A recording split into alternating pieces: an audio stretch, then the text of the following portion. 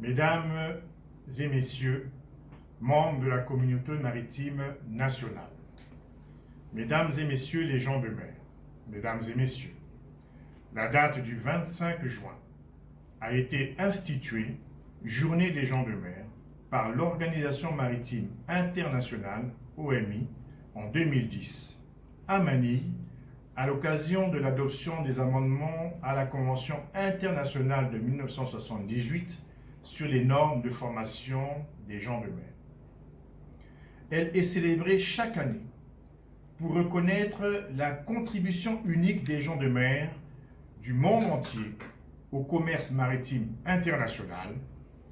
à l'économie mondiale et à la société civile dans son ensemble. S'agissant de l'année 2021, le thème retenu pour la journée des gens de mer est « Un avenir juste pour les gens de mer ». Mesdames et messieurs, la pandémie liée au virus de la COVID-19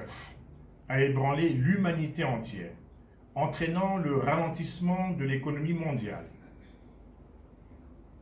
et particulièrement le trafic maritime qui constitue la colonne vertébrale de cette économie. Dans le sillage de cette pandémie, les gens de mer se sont retrouvés à la fois en première ligne de la riposte mondiale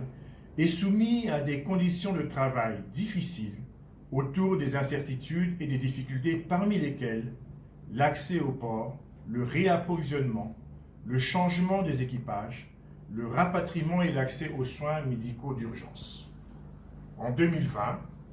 les gens de mer ont été déclarés travailleurs clés par les États membres de l'Organisation maritime internationale pour leur contribution exceptionnelle au maintien de la chaîne mondiale d'approvisionnement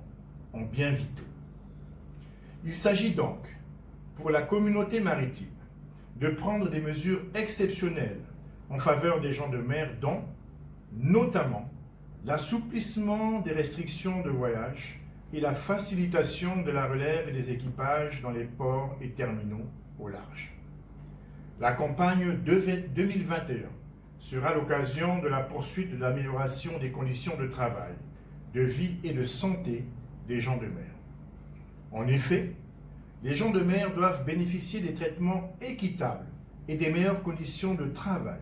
conformément aux normes et règles édictées par la Convention internationale de 2006 sur le travail maritime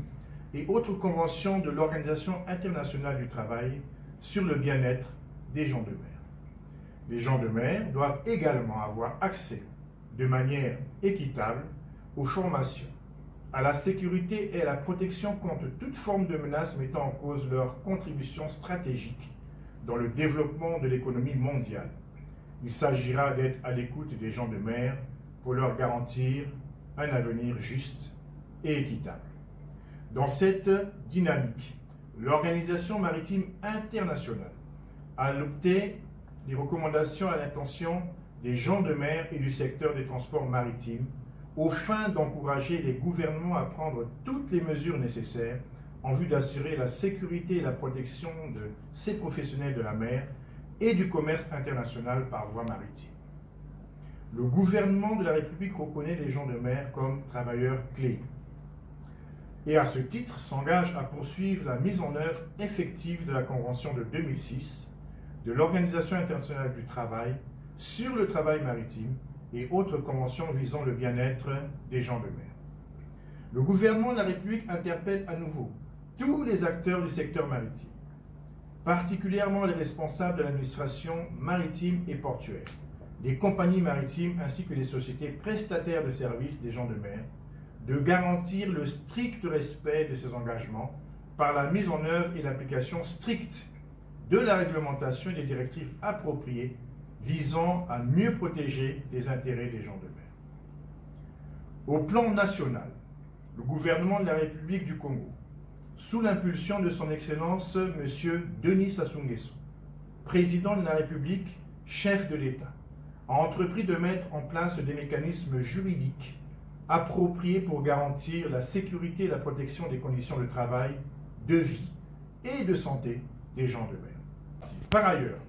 le gouvernement, à travers les orientations du Premier ministre, chef du gouvernement, met en œuvre tous les mécanismes permettant de restaurer l'autorité de l'État en mer et de soutenir la modernisation de l'administration maritime et de la place portuaire de Pointe-Noire en mettant en exergue les questions liées à la facilitation. Pour terminer, le gouvernement de la République, à travers le ministère des Transports, de l'Aviation civile et de la Marine marchande, s'engage à prendre des mesures appropriées pour poursuivre le respect strict des protocoles adoptés en vue de contrer la propagation de la pandémie de la COVID-19 en milieu maritime, portuaire et en offshore. Nos priorités pour l'année 2021 sont axées sur la sécurité et la relève des équipages,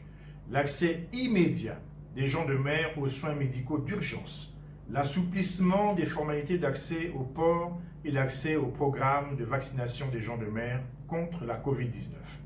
Vive la République du Congo, vive la coopération maritime internationale, vive la journée des gens de mer, je vous remercie.